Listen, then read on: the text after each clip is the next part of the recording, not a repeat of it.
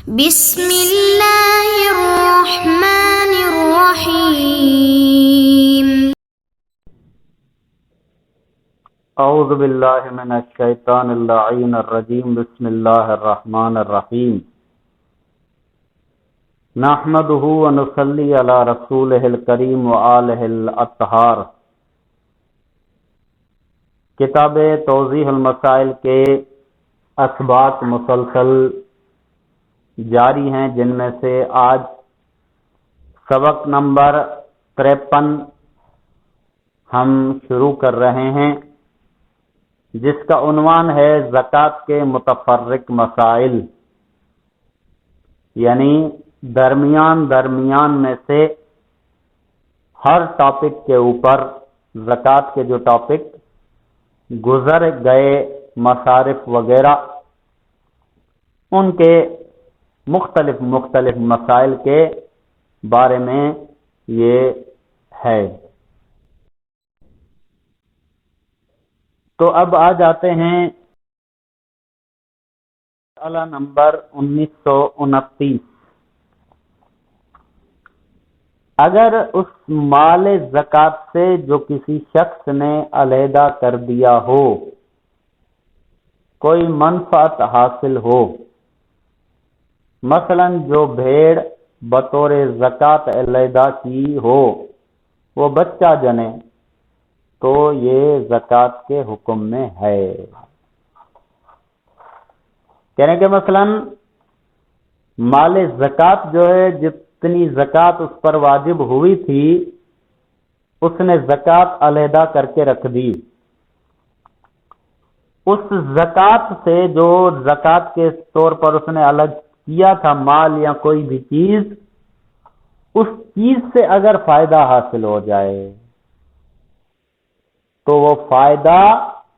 کس کا ہوگا؟ کیا زکوٰۃ نکالنے والے کا ہوگا یا وہ زکوٰۃ میں شمار ہوگا اور مستحقین زکوٰۃ کا حق ہوگا؟ تو کہنے کہ یہاں پہ یہ خود مثال دے رہے ہیں کہ جیسے مثلا بھیڑ ہے، اس نے زکوٰۃ کے طور پر بھیڑ نکالی، معین کی کہ یہ میں زکوٰۃ کے طور پر دے رہا ہوں، ابھی تک اس نے مستحق تک نہیں پہنچائی تھی کہ اس بھیڑ نے بچہ دے دیا، اب فائدہ حاصل ہو گیا۔ تو کہہ رہے ہیں کہ یہ فائدہ، یہ منفعت جو اس چیز سے حاصل ہوئی ہے، یہ ایک مثال ہے، البتہ آپ اس میں سے کئی مثالیں لے سکتے ہیں اس طرح کی، تو اس صورت میں وہ زکوٰۃ کے حکم میں ہے۔ یعنی اب وہ بھیڑ جو ہے وہ بھی زکوٰۃ مستحق زکوٰۃ کی ہے، اور جو بچہ پیدا ہوا ہے بھیڑ کا وہ بھی مستحق زکوٰۃ کا ہے۔ مسئلہ نمبر 1930۔ جب کوئی شخص مال زکوٰۃ علیحدہ کر رہا ہو، اگر اس وقت کوئی مستحق موجود ہو تو بہتر ہے کہ زکوٰۃ اسے دے دے۔ یعنی جس وقت اس نے مال زکوٰۃ علیحدہ کیا ہے، مثلا بھوسا اور دانہ گیہوں کے جو کے الگ ہوئے، وہیں پہ کوئی مستحق بھی موجود تھا، اس نے زکوٰۃ الگ کی، تو کہہ رہے ہیں کہ بہتر ہے کہ اگر مستحق موجود ہے اسے اسی وقت دے دے، بجز اس صورت کے کہ کوئی ایسا شخص اس کی نظر میں ہو جسے زکوٰۃ دینا کسی وجہ سے بہتر ہے ہو۔ کہنے کہ ہاں، اس صورت میں اسے دینا بہتر نہیں ہے کہ جب ایسا کوئی شخص اس کی نظر میں ہو جس کو زکوٰۃ دینا اس شخص کو، موجود شخص کو زکوٰۃ دینے سے بہتر ہے۔ مثلا کہ جو موجود شخص ہے وہ مستحق تو ہے، لیکن جس کو یہ دینا چاہتا ہے وہ نمازی بھی ہے اور وہ پرہیزگار و متقی ہے، اور وہ ہر کسی سے مانگنے والا نہیں ہے۔ اب اس کی یہ خصوصیات ایسی ہیں کہ جو بہتر ہے اس موجود شخص سے. کہہ رہے ہیں کہ اگر ایسا کوئی شخص اس کی نظر میں ہو یہ اسے دینا چاہتا ہو تو پھر تاخیر کر سکتا ہے، جو موجود شخص ہے اس کو بھلے نہ دے. مسئلہ نمبر 1931. اگر کوئی شخص حاکم شرع کی اجازت کے بغیر اس مال سے کاروبار کرے جو اس نے زکوٰۃ کے لیے علیحدہ کر دیا ہو اور اس میں خسارہ ہو جائے تو اسے زکوٰۃ میں کوئی کمی نہیں کرنی چاہیے. کہہ رہیں گے مثلاً اس نے کیا کیا کہ جو مال اس نے زکوٰۃ کے طور پر الگ کیا، اب اس نے مال جیسے ہی الگ کیا تھا، الگ کرنے کے بعد اس نے حاکم شرع سے اجازت نہیں لی، ایسے ہی اسی مال سے اس نے کاروبار شروع کر دیا، اسی مال سے اس نے تجارت شروع کر دی. تو کہہ رہے ہیں کہ اگر اس تجارت کرنے میں اسے خسارہ ہو گیا تو اس زکوٰۃ میں کمی نہیں کر سکتا. مثلا فرض کریں کہ اس نے زکوٰۃ 20,000 روپے زکوٰۃ الگ کر کے رکھی کہ یہ زکوٰۃ کے رقم ہے، زکوٰۃ کے پیسے ہیں، میں زکوٰۃ کے طور پر ادا کروں گا. اب اس نے حاکم شرع سے اجازت نہیں لی، اسے کوئی سودا مل رہا تھا، اس نے سوچا کہ میں اس سے فائدہ حاصل کر لیتا ہوں اور اس نے اس سے کاروبار کیا، تجارت کی. اب اس میں سے خسارہ ہو کے جو 20,000 تھے وہ اس کے پاس 15,000 بچ گئے. تجارت کاروبار کی وجہ سے 15,000 بچ گئے، اسے خسارہ ہو گیا. تو کہہ رہے کہ اب وہ زکوٰۃ جو ہے وہ 15,000 نہیں دے سکتا، بلکہ اسے زکوٰۃ وہی 20,000 ادا کرنی ہے. جو 5,000 کا خسارہ ہوا ہے اس کا ذمہ دار وہ خود ہے. لیکن اگر منافع ہو تو احتیاط لازم کی بنا پر ضروری ہے کہ اسے مستحق کو دے دے. اگر فائدہ حاصل ہو جائے، اس نے کاروبار کیا، خسارہ نہیں ہوا، مثلا 20,000 اس کے پاس تھے، اس نے وہیں پہ کسی کاروبار میں لگائے اور اس سے 5,000 کا فائدہ ہو گیا. اب اس کے پاس 25,000 ہیں. تو کہہ رہے ہیں کہ احتیاط لازم کی بنا پر ضروری ہے کہ وہ مستحق کو دے دے. یعنی اب مستحق کو وہ 20,000 نہیں دے گا، بلکہ جو منافع ہوا ہے 5,000 کا وہ ملا کر مستحق کو 25,000 روپے ادا کرے گا. مسئلہ نمبر 1932. اگر کوئی شخص اس سے پہلے کہ زکوٰۃ اس پر واجب ہو کوئی چیز بطور زکوٰۃ فقیر کو دے دے تو وہ زکوٰۃ میں شمار نہیں ہوگی. یہاں تک ایک بات مکمل ہو جاتی ہے، ایک بات واضح ہو جاتی ہے کہ اگر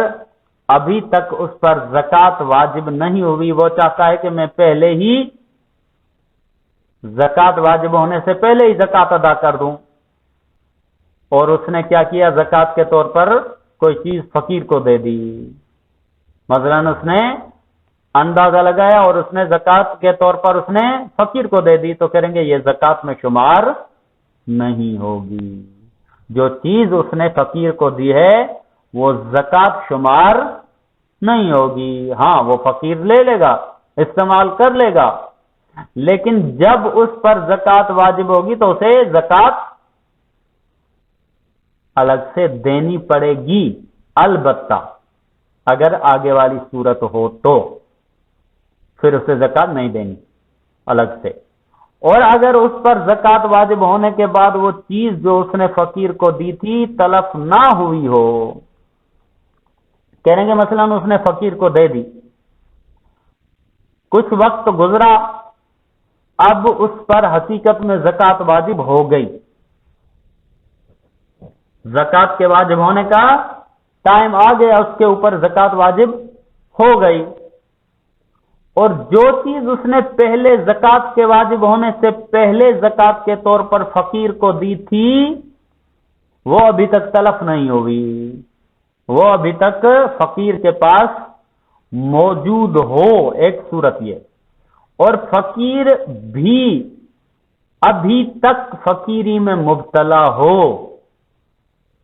چیز بھی تلف نہ ہوئی ہو اور فقیر بھی ابھی تک فقیر ہے، تو زکوٰۃ دینے والا اس چیز کو جو اس نے فقیر کو دی تھی زکوٰۃ میں شمار کر سکتا ہے، وہ چیز بھی موجود ہے، فقیر بھی ابھی فقیری میں مبتلا ہے،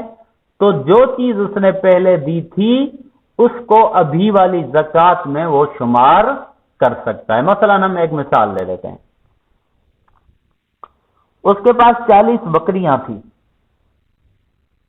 ان 40 بکریوں کو ابھی زکوٰۃ واجب ہونے میں کچھ ٹائم ہے، زکوٰۃ واجب ہونے میں، کیونکہ اس میں ان کے لیے شرط ہے کہ 11 مہینے اس کے پاس ہوں، زکوٰۃ مثلا واجب ہونے میں انہیں 10 مہینے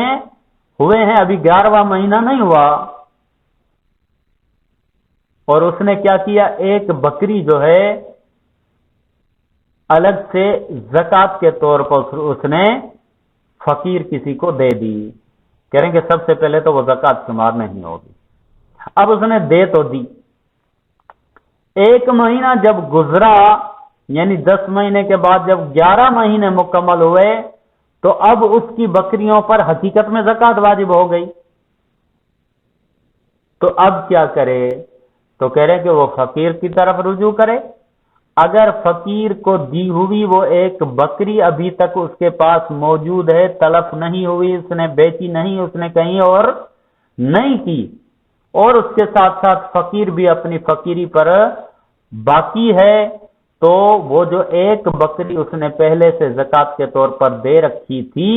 اس کو زکوٰۃ میں شمار کر سکتا ہے۔ اب جب اس کے 11 مہینے مکمل ہو گئے ہیں تو اس پر ایک بکری زکوٰۃ دینا واجب ہے، تو اس بکری کو پہلے دی ہوئی بکری کو ابھی والی زکوٰۃ میں شمار کر سکتا ہے۔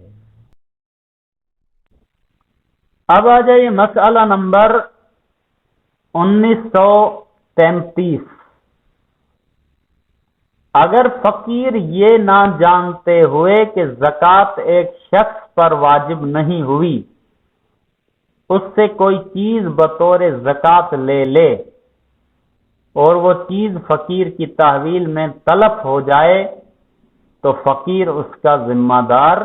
ہے۔ اب پہلے یہ تھا کہ فقیر کو وہ شخص خود دیتا ہے، لیکن اس مسئلے میں اس کا الٹ ہے کہ یہ فقیر خود لیتا ہے کسی شخص سے یہ جانتے ہوئے کہ ابھی تک اس پر زکوٰۃ واجب نہیں ہوئی، اس سے بطور زکوٰۃ کوئی چیز لے لیتا ہے، اور وہ چیز اس فقیر کی تحویل میں فقیر کے پاس تھی اور وہ چیز تلف ہو گئی، تو اس چیز کا ذمہ دار جو ہے وہ فقیر ہوگا، نہ کہ اس چیز کا مالک ہوگا۔ اب فرق کیا پڑے گا؟ اب فرق یہ پڑے گا کہ جب زکوٰۃ اس شخص پر واجب ہو جائے اور فقیر اس وقت تک تنگ دست ہو تو جو چیز اس شخص نے فقیر کو دی تھی اس کا عوض زکوٰۃ میں شمار کر سکتا ہے۔ اب فقیر ذمہ دار ہونے کا کیا مطلب ہے؟ مطلب یہ ہے کہ جب اس شخص کے اوپر زکوٰۃ واجب ہو گئی جس کے اوپر زکوٰۃ واجب نہیں تھی اس نے پہلے ہی اس سے زکوٰۃ لے لی تھی، جب زکوٰۃ واجب ہو گئی تو فقیر، اس میں بھی ایک صورت وہیں ابھی تک باقی ہے کہ فقیر ہی ہو، فقیر ابھی تک تنگ دست ہے اور مستحق زکات ہے، تو جو چیز فقیر نے اس سے پہلے لی تھی اور جو تلف ہو گئی، اس کا عوض زکات میں شمار ہو سکتا ہے۔ یعنی اب مالک کو دوبارہ زکات ادا کرنے کی ضرورت نہیں ہے، بلکہ جو چیز فقیر سے تلف ہو گئی تھی اسے کہے کہ اسی کا عوض جو ہے میں زکات میں شمار کرتا ہوں۔ تو اس صورت میں پہلے والے مسئلے میں ذمہ دار مالک تھا، کیونکہ اس نے اپنی مرضی سے زکات واجب ہونے سے پہلے زکات دے دی تھی، لیکن اس والے مسئلے میں فقیر ذمہ دار ہے، کیونکہ اس نے جانتے بوجھتے ہوئے کہ اس شخص پر ابھی تک زکات واجب نہیں ہوئی اس سے زکات لی ہے، تو پہلے والے میں مالک ذمہ دار تھا اور اس مسئلے میں فقیر ذمہ دار ہے، اور فقیر اس کا عوض یا تو ادا کرے گا یا تو اس کو زکات کے طور پر شمار کر لے گا۔ وصلی اللہ علیہ وآلہ وسلم۔